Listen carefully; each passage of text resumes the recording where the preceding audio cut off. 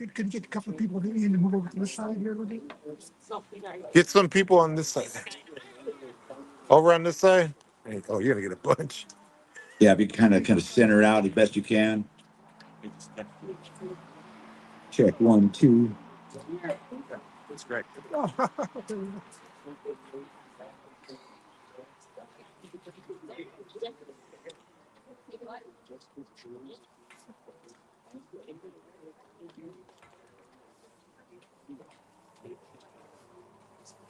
So as we gather, we're going to just give a little second for Answer to finish up his interview right there.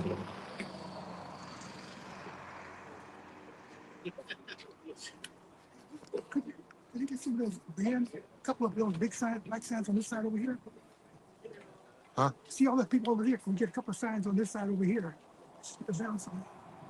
Y'all good, Answer? Yeah. Can we get some more signs on this side? Black signs. If anybody wants to move over to our left with the signs, we kind of balance out a little bit. The black signs. Black signs. The black signs. The ban the killer cop signs. Get a couple on the other side. Here we go. Here we go. All right. Again, I feel like everyone's behind us now, which is great. But I'll be speaking to you folks. But thanks for everyone behind me and everyone coming out, as I mentioned, to support the family of Yolanda Ramirez and the community. And it's important that we come out whenever possible to stand side by side and behind and with the family as they fight for justice. And right now, I believe one of the main call is to demand the release of this body cam footage, so we're not out here speculating on what happened. We could see for ourselves. And I'm going to turn it over to my name's Freewell Franklin, Frank Sterling. I'm from Antioch, as my hat says. And I'm going to be out here standing with this family, with the Ramirez family, in their journey for justice here. And I'm going to pass it over to my friend and partner here, Patricia Granados. Yeah. And we're going to have some of the family and other folks speak. Good afternoon, everyone. We're doing this for the family. Police brutality is not exclusive to the city of Antioch, to the city of Pittsburgh, to the city of Brentwood. It's not exclusive to California. This is across the nation. This is a public service. This is a public safety issue that we're dealing with. We have a lost grandmother, mother, auntie, tia. We're here to raise Yolanda Ramirez's name to be here for the family for this fight up ahead. This is going to be a long road, but together with love and power and unity, we can demand justice and accountability. We pay these taxes in the city. The police department, the city, the county works for us, the people, and we deserve answers. The family during these holidays, they went without for Thanksgiving, went without Yolanda for Christmas, went without Yolanda for New Year's Day. So we're going to stand here on New Year's Day to remind the community that with strength and power and love, we will continue to show up in all the spaces that we need to be.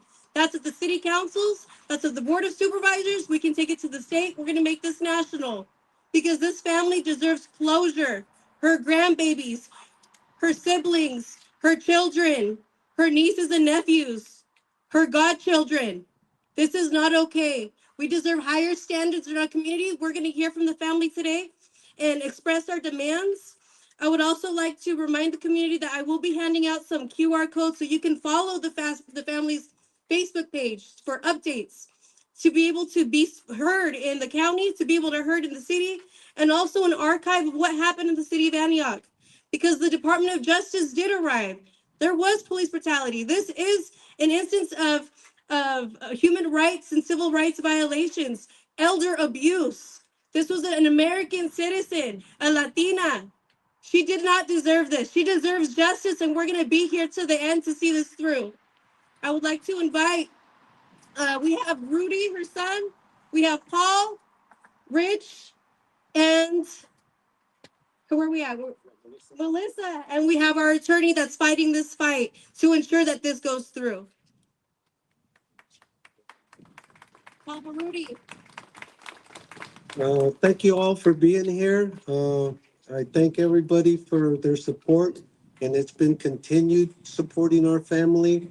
My wife did not need to die for such a minor thing as yelling.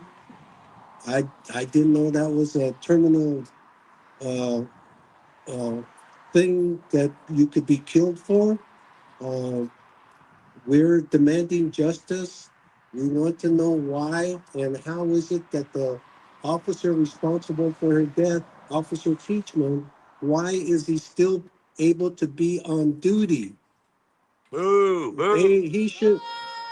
He should be off duty until, well, supposedly they say that they've already done the investigation. And I find that hard to believe. They must have did the investigations amongst themselves. The police asking the other police that were there, did he do everything right? Yeah, he did. Okay, we're done. No, they did not even go and investigate after they had killed her. It wasn't until it came out in the media that they decided, oh, I think we need to go out there and gather information. They showed up in the neighborhood where it happened and they started knocking on doors and I've heard from 6 to 8 officers that showed up. It sounded like some of the neighbors were saying that they felt intimidated, that it felt like maybe they were trying to lead them to change their story. They would say, well, did you see this? Are you sure maybe this didn't happen? Uh, for some reason, they're afraid to put out the video and the audio. If they keep saying they did everything by the book, if that's the case, then tell us and show us the videos. Why is it already past the 45 days when this should have been done? Uh, they should start by taking that man off duty and let him stew in his own juices. He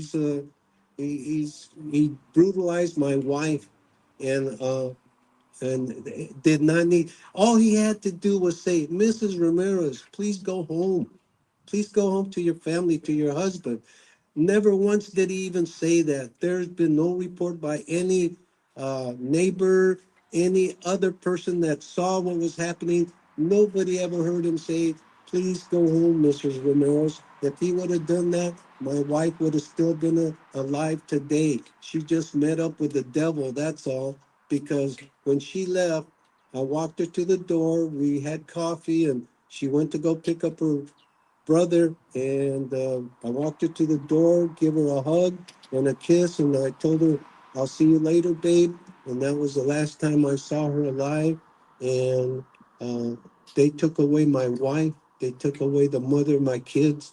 They took away the grandmother, my grandkids, and for what?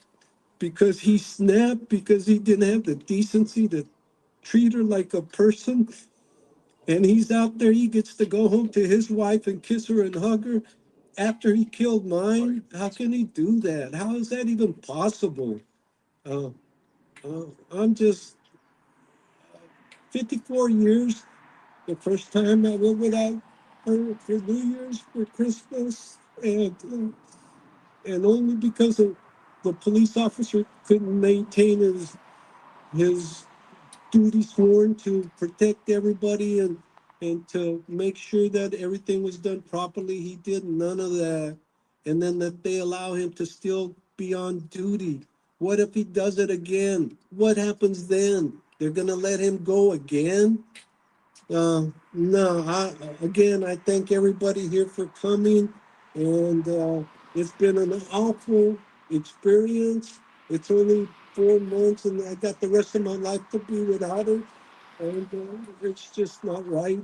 Uh, I hope that justice does happen, and I hope that they put him in jail, and I hope he rots in there. And I'm sorry I feel that way, but I can't help it. And it's just that I miss her, and we'll get through this. We have such loving support from strangers, from relatives, from friends, and uh, that's what keeps me going. That I know that we got a lot of support, and uh, hopefully it will turn out the way it should, and they should be taken off the force, and go do whatever he wants to do in some different state or in prison. I don't care. But uh, that's all I got to say. And Justice for Yolanda! Justice for Yolanda. Justice for Yolanda. Justice for Yolanda. Justice For Yolanda. Justice for Yolanda. Thank you, Rudy. Thank you. And we're going to continue hearing from the family.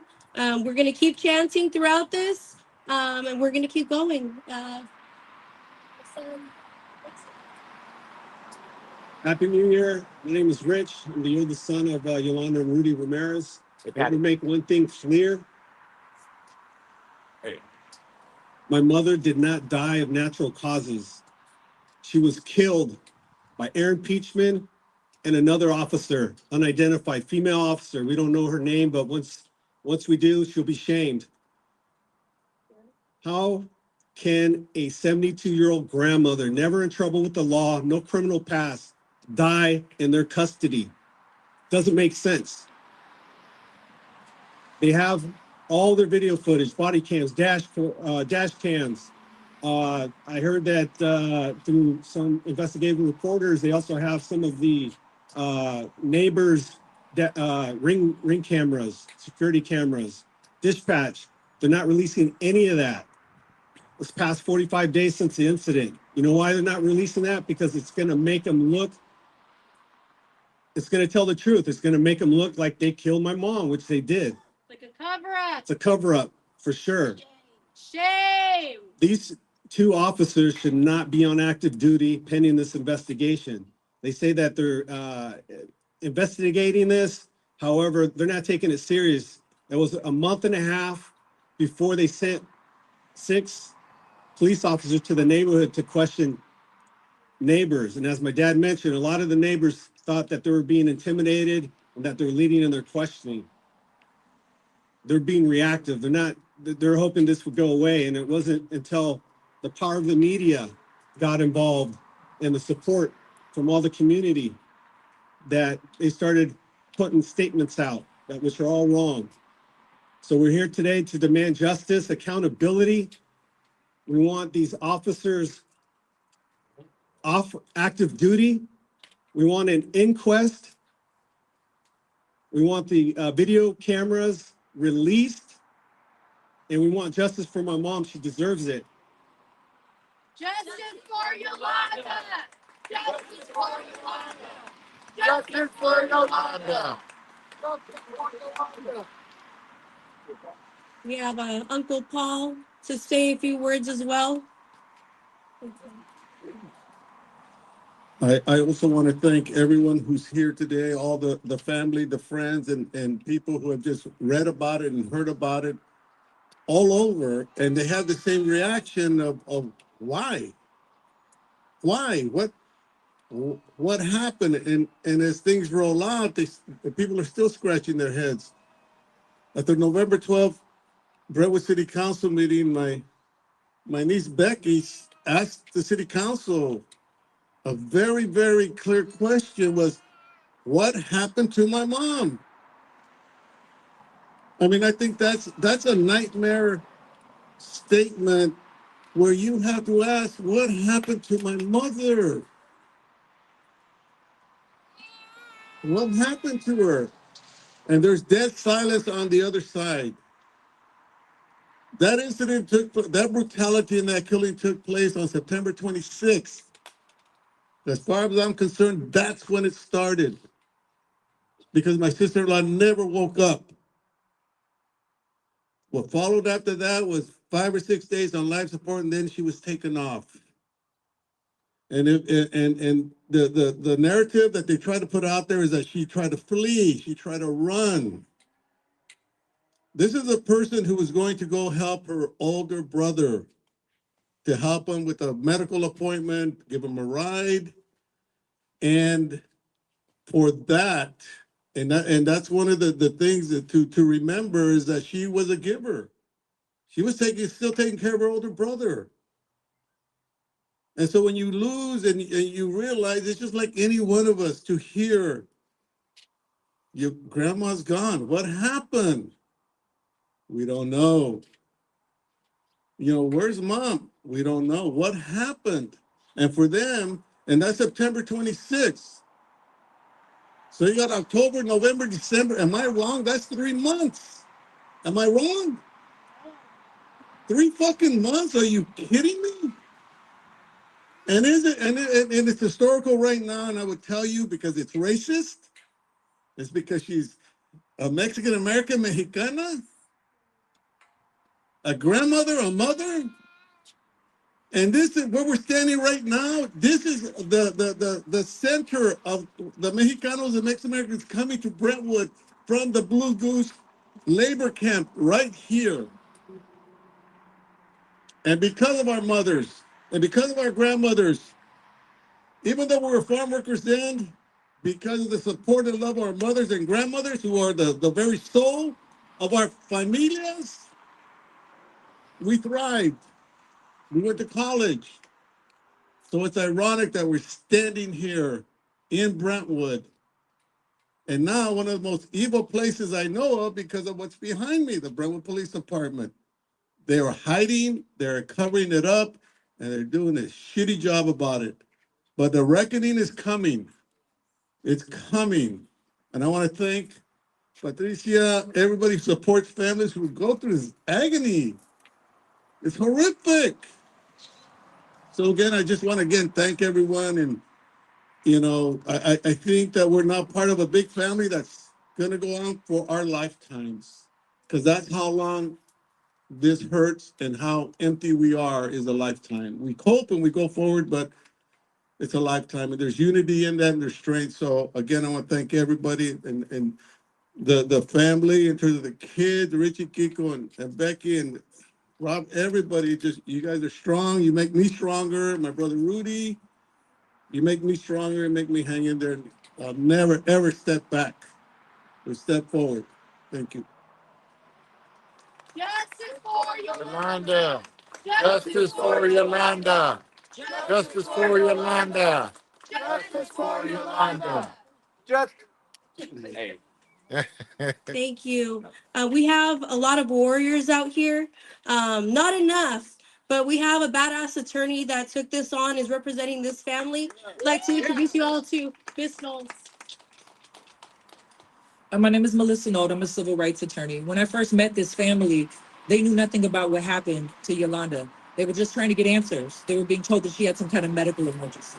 One thing I know is that people don't just suddenly die in police custody. That's not a thing. It's almost statistically impossible. So, I'd reached out to the interim police chief. He was telling us couldn't tell us anything. Then I reached out to the district attorney's office. They confirmed that they were following the officer involved death protocol. So I knew something bad had happened to her. Hired an investigator to actually find out what happened. To this day, the department will tell us nothing. We cannot get confirmation of anything that happened. They wouldn't even confirm that she was in custody, despite having her in handcuffs in the backseat of a patrol car and having impounded her car based on an arrest. The witnesses confirmed that she was taken into custody after doing essentially nothing. She was walking. And they snatched her. And she immediately started yelling out in pain and telling them that they were hurting her, and they ignored her. In fact, they treated her like she was some sort of a gang member, pushing her down the street, cursing at her.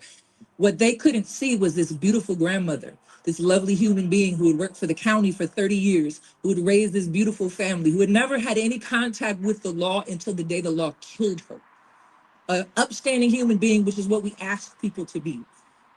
They continue to walk her down the street, pushing her, and she's telling them, I can walk, right? I can walk, I can walk. She gets to the police car, and the officer, witnesses report, have an arm bar against her neck, like pushing her forward. Ended up slamming her head into the car. She was then dragged into the patrol car, and then they just left her there. Witnesses say between 25 and 45 minutes where she was just sitting there unattended, having a medical crisis. When they came back, they looked at her, went away and had a huddle, went back and looked at her again, still offering no medical attention, offering her no care, not taking her out of handcuffs, nothing. They just let her sit there to die. They called, finally an ambulance came, and they carried her out. And as far as we know, she never woke up again. By the time the family was summoned by neighbors and got to the ER within a few minutes, she was unconscious and she never woke up again. The injuries that she incurred that day were as a result of the Brentwood police officers. Officer Peachman, who is the police officers union president, which is not surprising, and an unidentified female officer, both who engaged in physical conduct with her that day that assisted in her not being alive today. To this day, we continue to wonder. We just want to see what happened to her. She had a secondary medical examination because we don't trust the county coroner, because not once, not twice, not 3 times, at least 5 times, they've decided somebody died of natural causes or a drug overdose when they were killed by the police, asphyxiated and killed in other mechanisms. And so what was discovered on the post-mortem examination of her body is that she had a fracture on the base of her skull. She had blunt force trauma to her face and her head. That is not a natural cause. That is what I would call a murder. And if I had done that to somebody, I wouldn't be protected. Right? We made the request to the city to produce the body camera footage. Under state law, they have 45 days to produce that footage. Did a formal request. They didn't respond at all.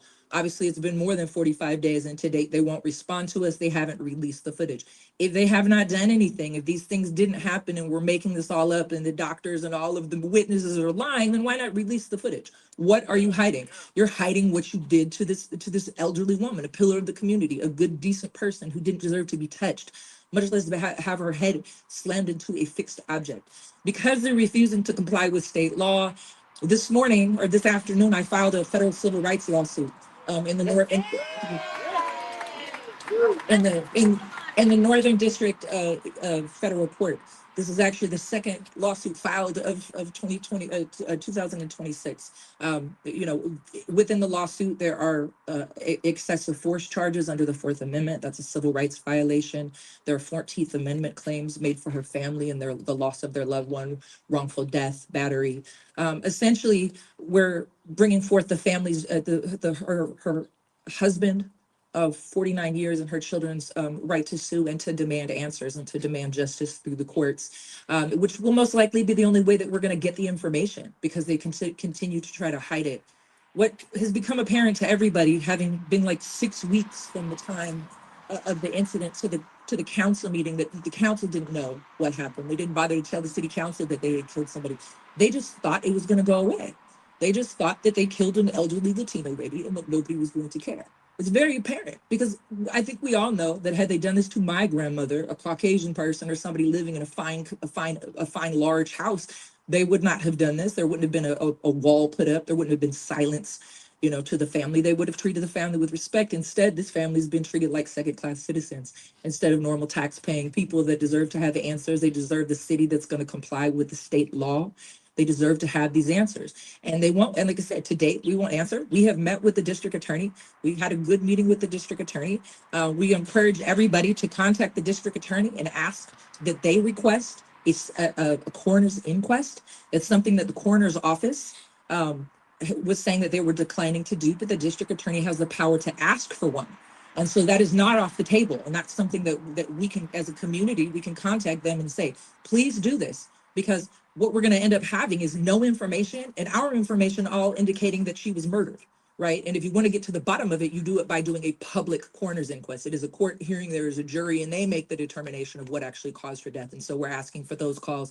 And also contacts to your council people, to the city, demanding the release of this footage. They're out of compliance with the law. If they're not going to comply with the law, they have to respond within a certain amount of days in writing, and they are not doing that. Why are we not complying with the law? Everybody here that's paying taxes is paying to have the city comply with the state laws, and so we're demanding that needs to happen immediately. There's no excuse for not releasing this footage. They're not investigating this. There's nothing going on that other than them trying to conceal what they did to this beautiful grandmother. So thank you, everybody, for coming out. I think that we've got another family member who wanted to speak. Who else can speak?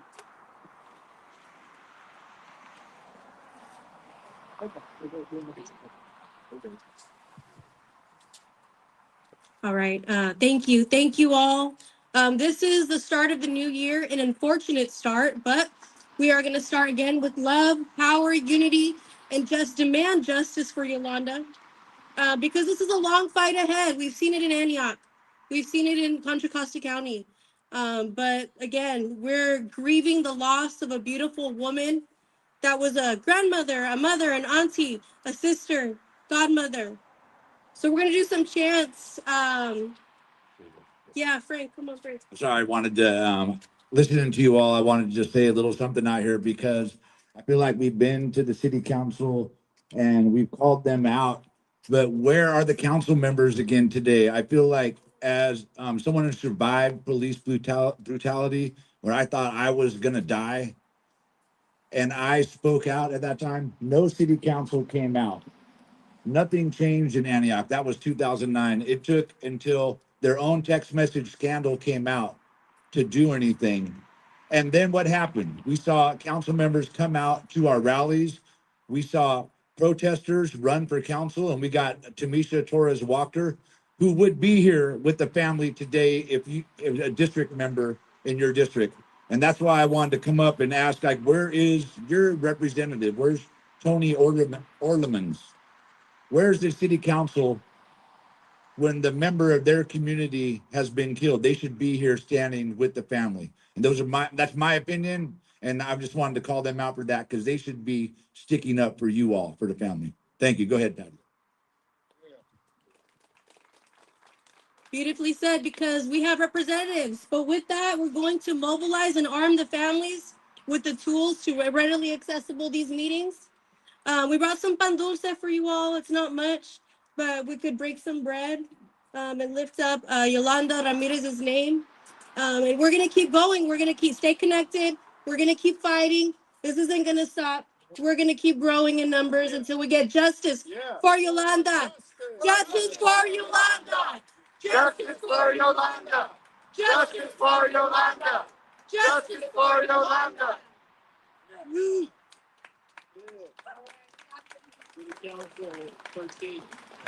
Next city council will be the 13th of January, 7 p.m. And also January 13th, 9 a.m., Contra Costa County Board of Supervisors as well. Hit it in the morning at the county, hit it in the evening in the city. Thank you, Patricia. Thank you all for tuning in. No. No?